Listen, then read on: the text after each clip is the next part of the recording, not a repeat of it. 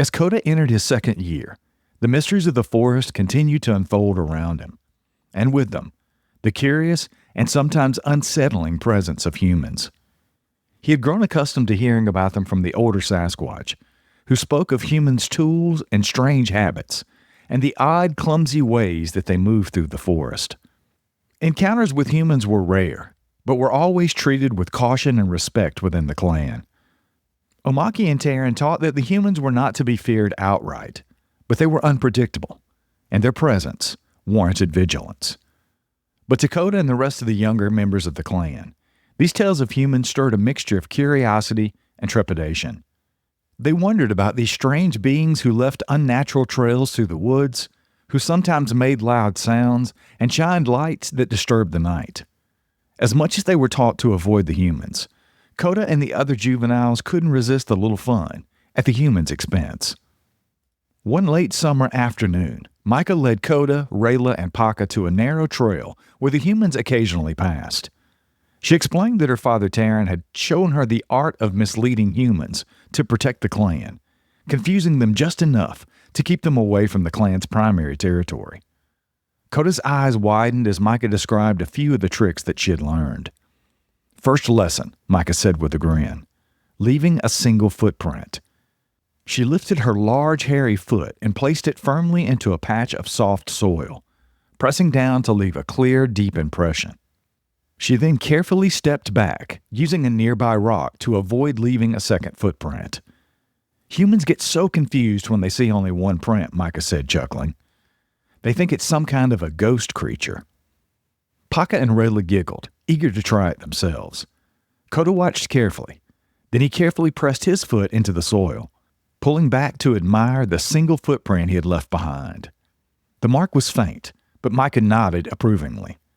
They'll spend hours just trying to figure out where the other footprints went, Rayla added, her eyes shining with mischief. Next, Meika showed them how to make tree breaks, small but visible cracks or bends in saplings that humans would see as peculiar or unnatural. She gently twisted a young tree trunk until it splintered, creating an audible crack. These marks make the humans think they're being watched, Meika whispered. They don't know it's us, but it gives them a little scare, enough to make them cautious. Koda felt a thrill run through him as he practiced, making his own tree breaks along the path, imagining the humans' reactions. Though he hadn't had another encounter with them since the incident with the fisherman, he felt the weight of their presence. They were intruders, but strange ones, moving through the forest in ways that didn't make sense to him. Yet he was fascinated by the humans, especially the effect that they had on his clan. The four of them spent the rest of the afternoon playing their tricks along the trail, carefully weaving between the trees, leaving footprints and tree breaks in just the right places to make their marks clear but cryptic. By the time they made their way back to the clan's territory, Koda was exhilarated by the idea that the humans would be stumped by the signs that they left behind. The next time that Koda found himself near humans, the situation was far less lighthearted. It was late one autumn evening, and he had gone with Meika, Rayla, and Paka to explore a stretch of forest by the river. They had intended to meet up with Eric and Varro, who had gone ahead to scout the area. But as twilight began to descend, Eric and Varro were nowhere in sight, and the young Sasquatches were left near the water's edge. Koda felt a faint unease as the shadows deepened, casting an eerie stillness over the forest. Just as he was about to suggest that they head back, a strange, distant sound echoed through the trees. It was a long, drawn-out howl, followed by a series of knocks against the trees. The sound was foreign, chilling, and it was unlike any call Koda had heard from his clan. Meika motioned for them to crouch down, her face tense. "Humans," she whispered. "They're trying to mimic our sounds." Koda's heart hammered as he listened. The sounds were close enough that he could hear a faint murmur of human voices, broken by more howls and tree knocks. It was clear that the humans were trying to communicate or lure them out. The younger Sasquatches huddled together, unsure whether to stay or run. Suddenly, a beam of light cut through the trees, illuminating the underbrush with a strange, unnatural glow. Koda's eyes widened in surprise. He'd never seen anything like it. It was as though the humans had brought daylight into the night. "What is that?" Rayla whispered, shrinking back. "They're using tools," Meika said, her voice laced with worry. "I've heard my father talk about this. They have lights that let them see in the dark." Koda felt a shiver of fear, but he also had a strange fascination. These humans seemed to possess a kind of magic, a way of bending the forest to their will. The beam of light swept across the ground, scanning the forest floor. Koda held his breath, hoping the darkness would conceal them. But as the voices grew louder, he realized that the humans weren't staying in one group. They were spreading out, moving around the young Sasquatches in an attempt to flank them. They were being surrounded. Meika gestured for them to move up, signaling for silence as she led them away from the river and into the dense thicket of bushes. They moved as quietly as they could, their senses on high alert. But Koda could feel the human presence closing in on them. Another beam of light swept over their hiding spot, and for a heart-stopping moment, Koda thought they had been spotted. "We need to keep moving," Meika mouthed, her eyes wide with urgency. She motioned for Koda and the others to follow her lead, crouching low and weaving through the underbrush. Koda's heart pounded as he crept forward, every sound amplified in his ears. The humans' howling and tree-knocking continued, echoing through the trees with an eerie persistence. They made it a few more yards before they heard footsteps, heavy crunching footsteps that were coming from all directions. The humans had split up into smaller groups, methodically sweeping through the forest in search of them. Koda felt a rising panic as he realized just how close the humans were. He could smell them now, a strange, unfamiliar scent that set his nerves on edge. "Up the trees," Meika whispered urgently, motioning for them to climb. They never look up. Koda and the others scrambled to the nearest tree, their claws digging into the bark as they ascended into the safety of the branches. From his perch, Koda watched as two humans passed directly beneath him, their faces illuminated by the glow of their strange devices. One of them held a small object that emitted a red light, scanning it back and forth as if searching for some sign of their presence. Koda held his breath, pressing himself against the trunk as the humans moved beneath him. The red light flickered, passing over the ground before disappearing into the darkness. After a few tense moments, the humans moved on, their footprints fading into the distance. Koda exhaled slowly, glancing over at Meika, who gave him a reassuring nod. But just as he thought they were safe, another beam of light appeared on the other side of the tree, illuminating Rayla, who was hidden just a few branches away. The light paused as if the humans had seen something unusual. Koda felt a surge of panic as he realized that Rayla was partially exposed, her hair blending into the shadows but just faintly visible. He knew they had to act quickly or risk being discovered. Without a word, Meika motioned for them to climb higher, using the thick foliage to shield themselves from view. Koda followed her lead, moving silently as he ascended up to the higher branches. Rayla did the same, her small form blending into the shadows as she moved out of the light's reach.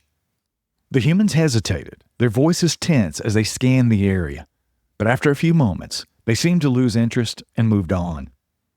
Koda felt a wave of relief wash over him, but he knew they weren't safe yet. The humans were still close, and they would need to stay hidden until they could find a way to escape. They waited in silence, listening as the humans' voices grew fainter. Finally, Meika signaled for them to climb down, her expression tense but determined. One by one, they descended from the tree, landing softly on the forest floor. Koda could feel the adrenaline coursing through him as they crept through the underbrush, moving as quickly and quietly as they could. When they were far enough from the humans, Meika led them to a small, secluded clearing where they could catch their breath. Koda glanced around. He felt a surge of relief knowing they had evaded the humans without being seen. "I can't believe they looked up," Rayla whispered. Meika nodded, his eyes wide with fear. "I've never seen humans like these before. They were hunting us. We made it out because we stayed calm and used everything we've learned. Remember that, Koda. The forest is our home, but it can be dangerous too. You have to be ready for anything." Koda nodded, feeling a newfound respect for Meika and the others. The experience had been frightening, but it also taught him a valuable lesson. The forest was a place of beauty and danger, and he needed to rely on his instincts, his courage, and the support of his clan to navigate it safely.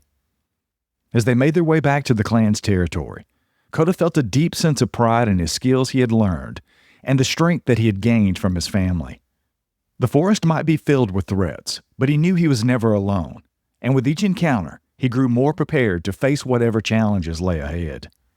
By the time Koda and the others returned to the clan's main territory, the sky had darkened, stars twinkling faintly through the gaps in the trees. The young Sasquatches were exhausted from their close call with the humans. They knew that the clan elders would want to know every detail, and as they approached the main clearing, they saw Omaki, Taron, Koda, and Asha waiting for them. Omaki stepped forward, her expression a mixture of concern and relief. "You four were gone longer than usual," she said gently. "Are you all right?" Koda nodded, though he could feel the trembling in his limbs. He took a breath, trying to find the words to describe what they had experienced. "Humans," he said finally. His voice hushed. They were different this time. They had strange tools, lights they could see in the dark, and they were making our sounds, howling, knocking on trees. Taron exchanged a worried look with Koda. "They're getting bolder," he said, "and more dangerous." Asha said to the group of youngsters, "You did well to get back safely, all of you. Tell us what happened, in your own words." Taking turns, the young Sasquatches recounted their ordeal in vivid detail, describing how the humans had split up, used lights to search the dark, and even managed to get close enough that Koda thought he had been spotted. Omaki listened intently, her gaze focused and thoughtful. "These humans are learning," she said softly. "They've come to understand that we are here, that we leave signs, and now they're using what they know to try to find us. We must be more careful now." Koda felt a shiver as he considered the implications.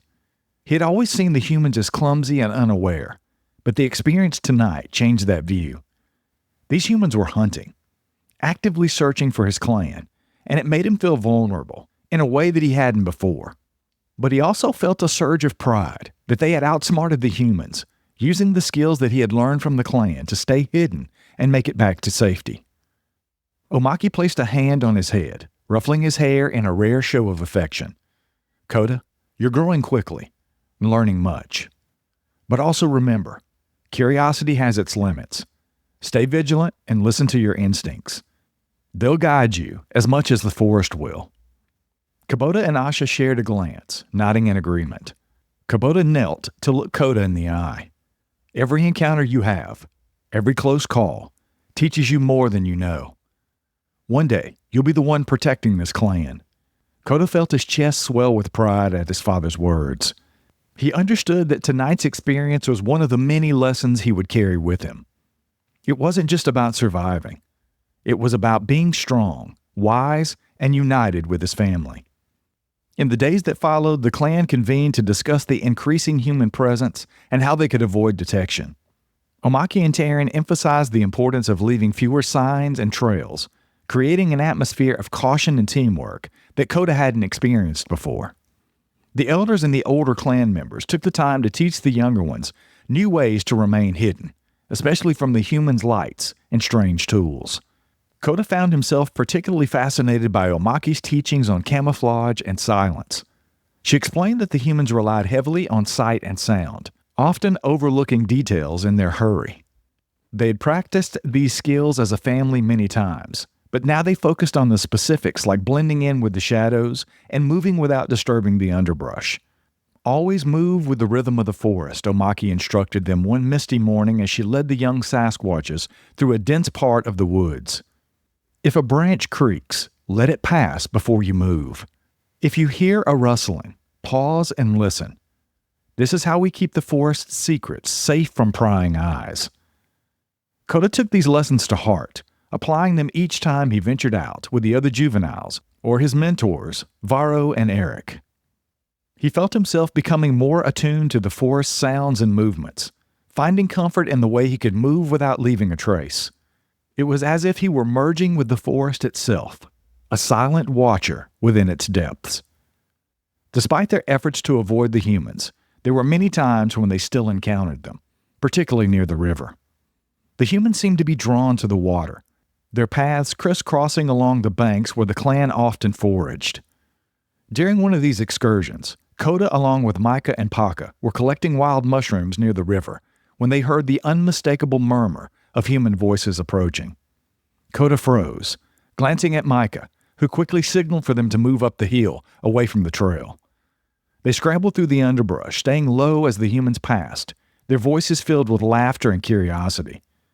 Koda forced himself to stay calm, remembering Omaki's advice. When the humans finally moved on, Koda exhaled in relief, sharing a grin with Paka, who had been crouching beside him. "We did it," Paka whispered, his excitement barely contained. "I don't think they even noticed us." Meika nodded approvingly. "See? The humans may be getting smarter, but we're still faster, quieter. We know this forest better than they ever could." Koda felt a renewed sense of confidence, realizing that their training was paying off. But he also understood that these encounters weren't just games. Every time they avoided detection, it was a small victory, a reminder that they were not only surviving, but thriving in the face of the strange and unpredictable presence. One evening, as dusk settled over the forest, the clan gathered around the main clearing, sharing stories and enjoying the calm night air. Koda was with Paka, recounting the time that they'd seen a human fall into the river, splashing and struggling as they tried to regain their footing. They laughed, amused by the memory of the humans' clumsy movements, when they were interrupted by a strange flash of light in the distance. Everyone fell silent, turning their attention towards the source of the light. It was a series of bright flashes, piercing the darkness, illuminating the trees in short, rhythmic bursts.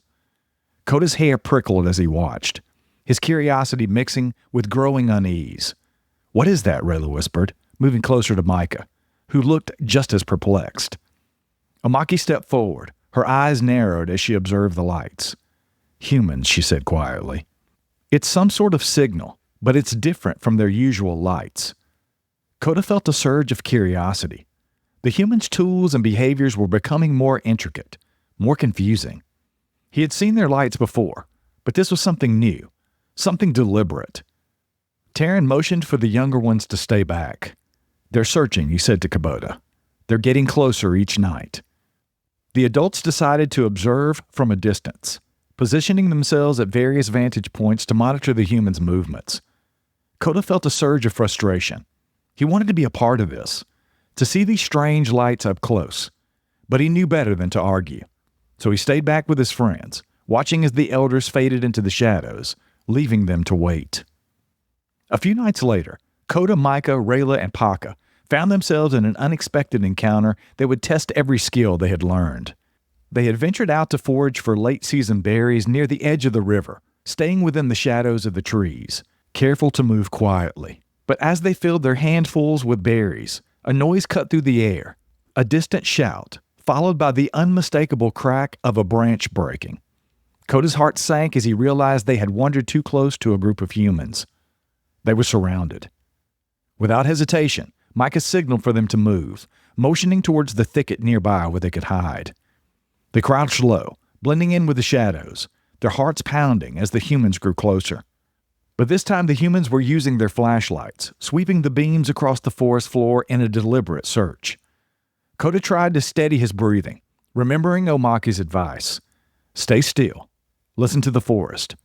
But as the lights approached, he could feel the instincts urging him to flee. The humans moved slowly, their footsteps heavy and clumsy, but their lights made it impossible to escape undetected. They scanned the area, their voices hushed and tense, and Koda realized with a jolt of fear that they were getting closer. Too close. Meika gestured for them to separate, each of them moving to a different spot in the underbrush. Koda crawled towards a fallen log, pressing himself against the cool bark as the light passed over him. He held his breath, hoping the humans wouldn't spot him. Just when he thought they might be safe, a second group of humans appeared on the other side of the clearing, effectively trapping them. The young Sasquatches exchanged panicked glances, realizing that they were surrounded on all sides. Koda's mind raced, searching for a way out. Then he remembered one of Varro's lessons. When all else fails, move up. Without a sound, he began to climb the nearest tree, motioning for the others to do the same. Meika, Rayla, and Paka followed, their movements swift and silent as they ascended into the branches. They waited in tense silence, perched high above the humans, watching as the beams of light swept beneath them. The humans muttered to each other, frustrated by their inability to find anything, unaware that their quarry was just overhead. After what felt like an eternity, the humans finally retreated, their lights fading into the distance. The young Sasquatches waited until the sounds of their footsteps had completely disappeared before descending from the trees, their relief palpable. Koda said, still shaken by the experience, "They're getting better at tracking us." Meika gave him a determined look. "As long as we stick together and remember what we've learned, we'll always be one step ahead." In the days that followed, Koda and the others shared their narrow escape with the clan, each of them recounting their terrifying experience with a mixture of fear and pride. Omaki listened carefully, nodding as they described how they had used the trees to evade detection. She commended them for their quick thinking, but she also reminded them that the humans' presence was growing stronger. "We must be vigilant," she warned the clan. "This forest is our home, but it is changing, and we must adapt with it." Koda took her words to heart, feeling a renewed sense of responsibility. The encounters with the humans had taught him the importance of staying hidden, of blending with the forest, and using every skill he had learned to protect himself and his clan. He knew that the humans would keep coming, but he was determined to face whatever challenges lay ahead. With his family by his side and the strength of the clan guiding him, Koda felt ready. The forest was a place of beauty, danger, and mystery, and he was a part of it, forever bound to its secrets and its shadows. The night was thick with fog, the mist coiling around the trees like ghostly tendrils.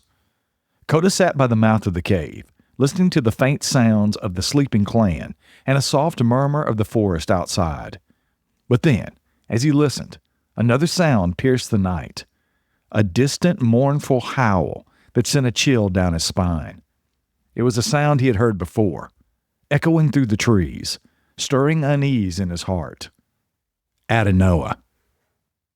Koda had never seen the rogue Sasquatch up close, but the stories of his terror had already become legend within the clan. His presence lingered like a shadow on the edge of their territory, a reminder of the dangers that lurked beyond their familiar trails. As the howl faded into the silence, Koda glanced back into the cave where his parents, Koda and Asha, lay huddled close, sleeping under the watchful eye of the elders, Taron and Omaki. Koda turned to see Omaki watching him, her gaze thoughtful and steady. "You heard it too, didn't you?" Koda whispered. Omaki nodded, her expression grave. "Adanowa is restless tonight," she said softly. "He calls out as he often does. But tonight, it feels different." Koda stirred, his eyes opening as he listened to Omaki's words. He sat up, his gaze turning towards Taron, who nodded slowly. "It's time we told you," Taron said, looking between Koda, Asha, and Koda. "The full story of Adanowa, of what drives him, and why he wanders, forever seeking something he may never find." Koda leaned forward.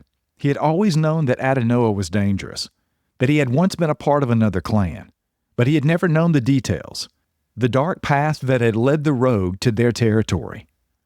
Taron took a deep breath, his gaze distant as he began to speak. "Adanowa wasn't always like this," he said, his voice filled with a quiet sorrow. "There was a time that he was part of a clan back east, in the dense forests of Tennessee. His family roamed the Appalachian Mountains, a place wild and beautiful, filled with ancient trees and hidden valleys." Omaki nodded, her eyes softening with a trace of pity. "But Adanowa's life was marked with tragedy from the beginning," she added. "When he was young, barely older than you, Koda, his parents were hunted down by humans. They were a part of the first Sasquatch clan in Tennessee to encounter humans on the Appalachian Trail."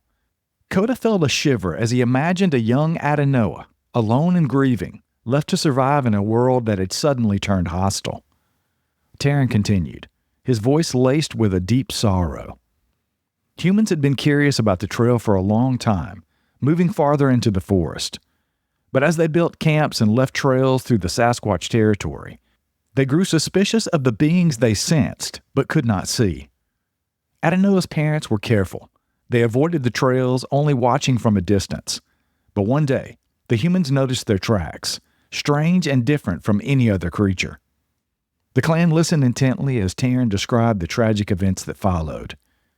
The humans, fueled by curiosity and fear, had set up traps along the trail, hoping to catch a glimpse of the unknown creatures that haunted their campsites. Although they were always vigilant, one night they ventured too close. The humans spotted them, and a chase began, a relentless pursuit through the dense woods. They hunted them like animals, Omaki said softly, her voice trembling with anger. His parents tried to escape, but the humans were many, armed with weapons and tools that lit up the night like daylight. Koda's heart ached as he imagined the scene, the fear, the desperation, the final moments of Adanowa's parents as they tried to protect their child. "What happened to Adanowa?" he whispered. Taron's gaze darkened. He watched from the shadows, hidden in the hollow of a tree. He saw everything. The humans chasing his parents, the final struggle, and then he was alone. An orphan, left to survive in the world that had taken everything from him. Koda and Asha exchanged a sorrowful glance, their hearts heavy with the knowledge of the pain that had shaped Adanowa's life. They could see how such a loss would leave a mark on a young Sasquatch, how it would plant the seeds of anger and mistrust. Adanowa survived, Omaki continued, but he was never the same. His heart grew hardened, filled with a simmering rage that only deepened as he grew older. After the death of his parents, Adanowa wandered alone through the mountains, his anger festering into a dark resolve. He avoided humans at first, but as he grew stronger, his fear turned into something else, a desire for revenge. He became a shadow on the Appalachian Trail, Taron explained, his voice low and haunted. He would watch hikers from a distance, studying their movements, waiting for the right moment to strike. He knew the trail better than any human, and he used that knowledge to his advantage. Koda felt a chill as he listened, imagining Adanowa lurking in the shadows, his presence barely predictable as he stalked the hikers who ventured too far from the safety of the trail. The rogue's first encounters were cautious, almost experimental. He would break branches, leave single footprints, create eerie sounds that left the hikers trembling with unease. But eventually, his rage grew stronger than his restraint. Adanowa began to hunt them, Taron said. He would wait until they were alone, vulnerable, and then he would strike. The clan sat in stunned silence, each of them picturing the rogue's transformation from a grieving orphan to a vengeful predator. Koda felt a mixture of fear and pity. Fear for the monster Adanowa had become, but pity for the creature he had once been. Omaki continued, her gaze distant as she recounted the stories she had heard from other clans. His actions drew attention of nearby clans. They warned him, tried to reason with him, but Adanowa was consumed by his anger. He would not listen. And so, one by one, the clans pushed him out, casting him into the wilderness, hoping he would disappear. But Adanowa was determined. He left the Appalachian Mountains, wandering westward through the forest and mountains, following a path that would eventually lead him to the Olympic Peninsula. Along the way, he had encountered other Sasquatch clans, some who tried to help him, others who drove him away, fearing his violent tendencies. As Adanowa journeyed across the country, his path was marked by conflict and struggle. He had lost his family, his home, his sense of belonging, and in their place he carried only anger and a deep-seated mistrust of both humans and his own kind. Taron spoke of these encounters, his voice filled with a quiet reverence for the power and resilience of the rogue Sasquatch. He didn't care for alliances or friendships. He was driven by something darker, something that could not be reasoned with. Koda listened, mesmerized by the story of Adanowa's journey. He could feel the weight of the rogue's anger, the isolation that had shaped him into the creature of fear and violence. In the dense forest of Kentucky, Adanowa had encountered a clan that guarded their territory fiercely. They were weary of outsiders, and they recognized the danger that Adanowa posed. When he refused to leave, a brutal confrontation ensued, with Adanowa barely escaping with his life. He had learned that not all Sasquatch were willing to accept him, and that his rage made him an outcast among his own kind. But despite the wounds he carried, both physical and emotional, Adanowa pressed on. He passed through the Great Plains, crossing rivers and mountains, always moving westward, his path a twisted journey of survival and vengeance. He encountered humans along the way, and each encounter fueled his hatred, reminding him of the night his parents were taken from him. It was in the Rocky Mountains that Adanowa's descent into darkness became complete. The vast wilderness offered him solitude, but it also brought him face to face with other Sasquatch clans, each of them weary of the lone stranger who wandered into their territory. One such encounter had nearly cost Adanowa his life. He had stumbled into a clan's hunting grounds, his scent alerting the Alpha to his presence. The Alpha, a massive Sasquatch named Garak, confronted Adanowa, challenging him for his recklessness. But Adanowa's anger had reached a boiling point. He fought back with a ferocity that shocked even Garak, refusing to back down even when he was outmatched. The fight was brutal, leaving Adanowa scarred and battered. But it also solidified his status as a rogue, a creature of violence and rage who would not bow to any authority. He left the Rockies, his body marked with the scars of his battles, his heart hardened to the world around him. By the time he reached the Olympic Peninsula, Adanowa had become a legend amongst the Sasquatch clans. His name was spoken in whispers, a warning to those who would cross his path. He was a creature of the shadows, a being of darkness who roamed the forest with a single purpose: to survive and to make the humans pay for the pain that they had inflicted on him. When Adanowa finally arrived in the Olympic Peninsula, he found a land as wild and untamed as his own heart. The dense forests, the towering mountains, and the vast stretches of wilderness offered him the solitude he craved. But even here, he could not escape the presence of humans. They ventured into his territory, leaving trails and campsites, their presence a constant reminder of the life he had lost. He settled here, but his rage never faded, Meika explained. He has been hunting humans ever since, striking fear in the hearts of those who venture too close. And now, he is here, haunting these woods, a reminder of the pain that lives within him. Koda felt a shiver as he listened to the final part of Adanowa's story. He understood now why the rogue was so feared, why his presence cast a shadow over the clan. Adanowa was more than a threat. He was a creature shaped by tragedy, a being whose heart had been consumed by anger and loss. "This is why we must be vigilant," Koda said softly. "Adanowa may be dangerous, but he is also lost, a creature who has been hurt in ways we cannot imagine. We must respect him, but we must also protect ourselves." Asha nodded. "We will keep our family safe no matter what." As the clan sat in silence, each of them lost in their own thoughts, Koda felt a deep sense of understanding. Adanowa was not just a monster. He was a tragic figure, a reminder of the dangers that lurked in a world beyond their forest. But he also felt a renewed sense of purpose. He would take everything he had learned, every skill he had honed, and use it to protect his clan, to ensure that they would never face the same fate as Adanowa.